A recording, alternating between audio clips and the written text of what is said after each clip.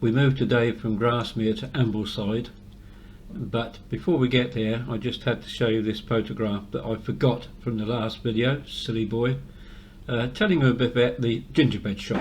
We're now in Ambleside, but it's going to be hard to film here, so busy. But there are some nice older buildings, particularly down this road. Old Bridge House Bud Shop. And the Temperance Inn serving beers. I know there's a bit of street furniture in the way, but that has a look of an old chapel about it. Particularly that. Sorry. Oh, sorry. Alright, no problem. Particularly that up there, which I would expect to have a date on, but it doesn't.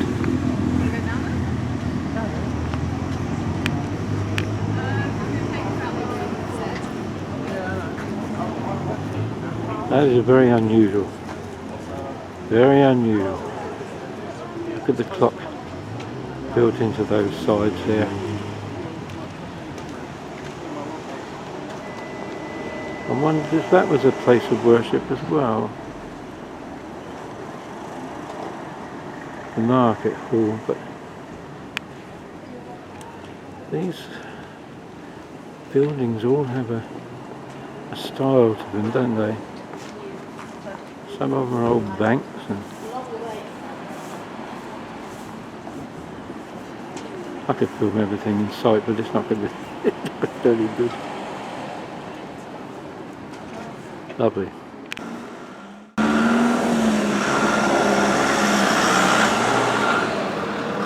I wonder the age of those.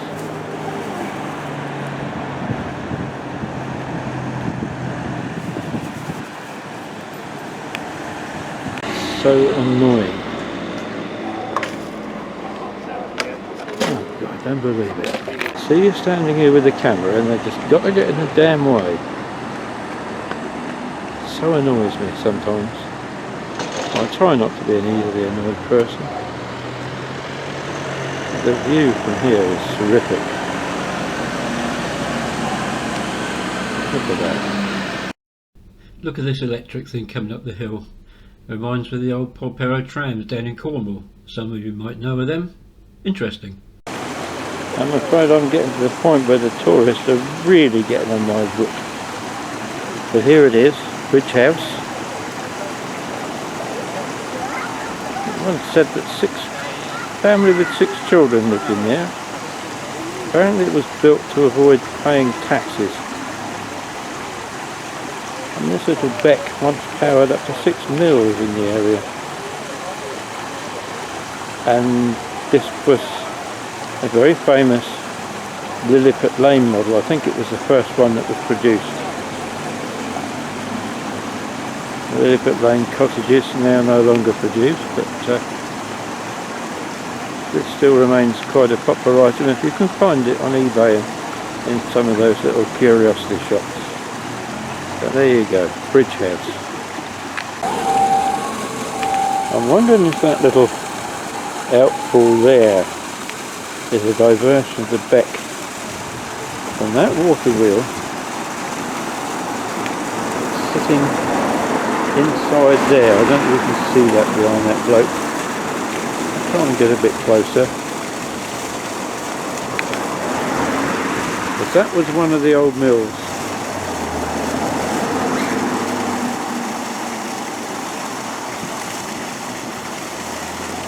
You imagine how deep the water would get in this beck during the winter. Lovely. I've no idea if that was originally there. There's every look about it to say that it probably was. Just the way it fits into the building. There's a remarkable survivor anyway.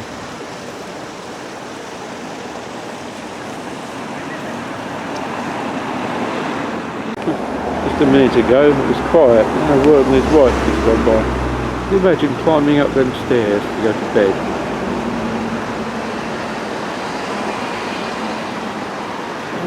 Window box there. This building is now owned and maintained by the National Trust. So I do notice a concession. That is a strengthening pole. I need to do some research to find out when it was built, but as I say, it was built across the river to avoid paying taxes. Interesting.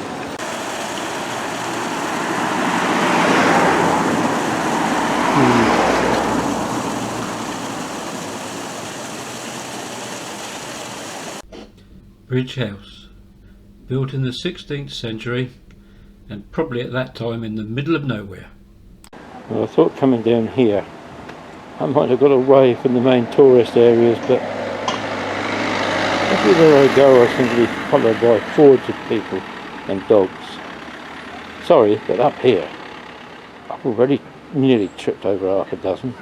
There's just too many. And that's quite an interesting building. White Platts Recreation Ground. Interesting.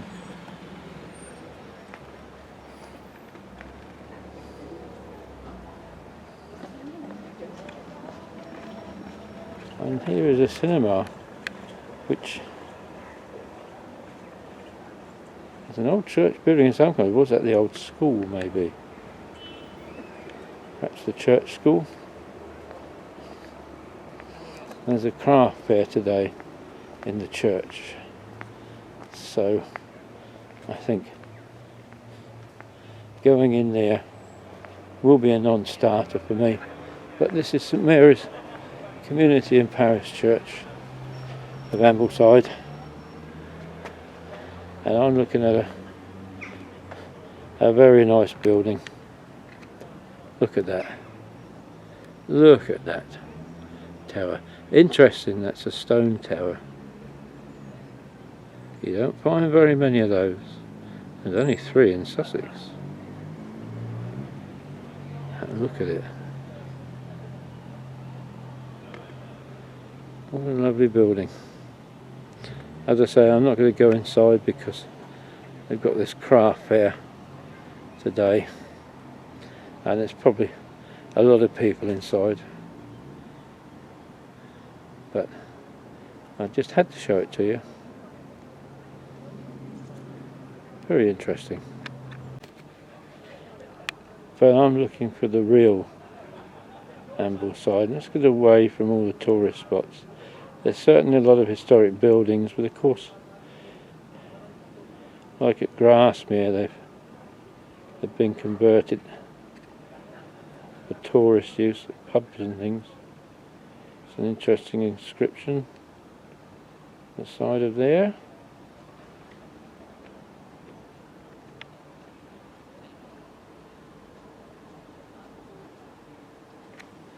And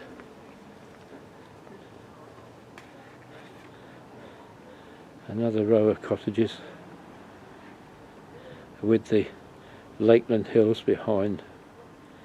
A lot of rooms in there if you look at all the chimneys. Lovely.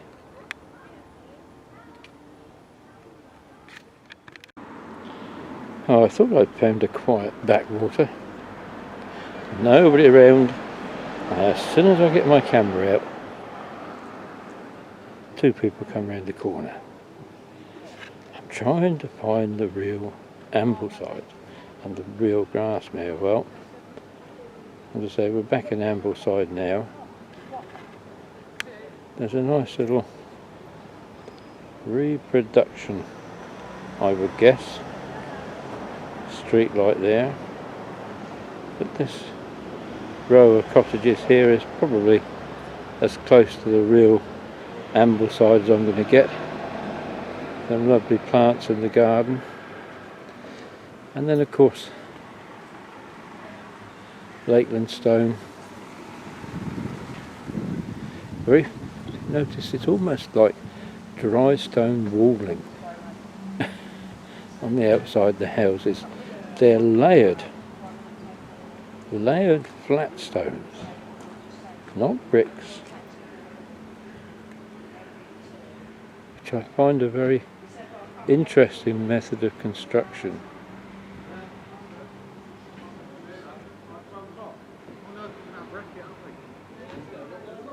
Very interesting. Of course, I think we're now in the territory of Taylor Coleridge. It was an ancient mariner, and he stoppeth one of three. By thy long grey beard and twinkling eye, wherefore stopp'st thou me? I quoted from the Rhyme of the Ancient Mariner by Samuel Taylor Coleridge because somewhere around I might make inadvertent reference to Coleridge and Ambleside. He actually has no connections with Ambleside, so apologies. Your brain goes funny sometimes when you're doing live on the spot recording. He was considered to be one of the Lakeland Poets, but in actual fact spent very little time up here. He did move to Keswick in 1800 to stay with his family, and famously walked from Keswick to Grasmere, where he spent 18 months as a house guest of the Wordsworths, during which time he managed to upset every single one of them, especially Mrs. Wordsworth, because he was a fussy eater and would insist on putting cayenne pepper all over his eggs.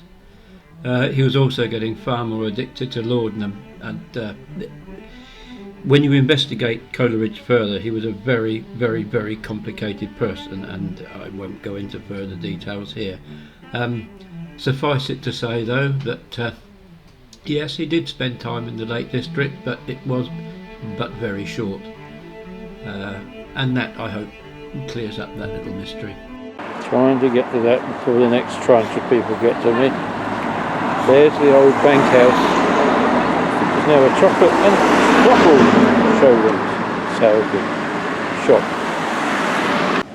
I come through this archway into what I thought was a quiet backwater. Wrong.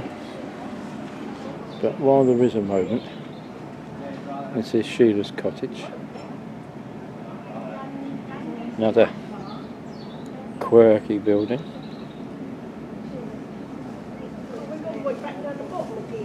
Oh, no good?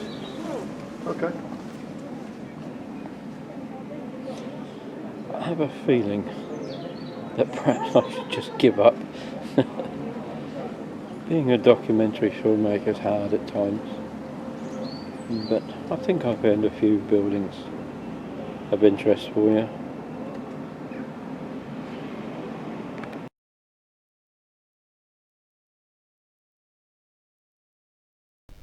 And with that, it's back to the coach.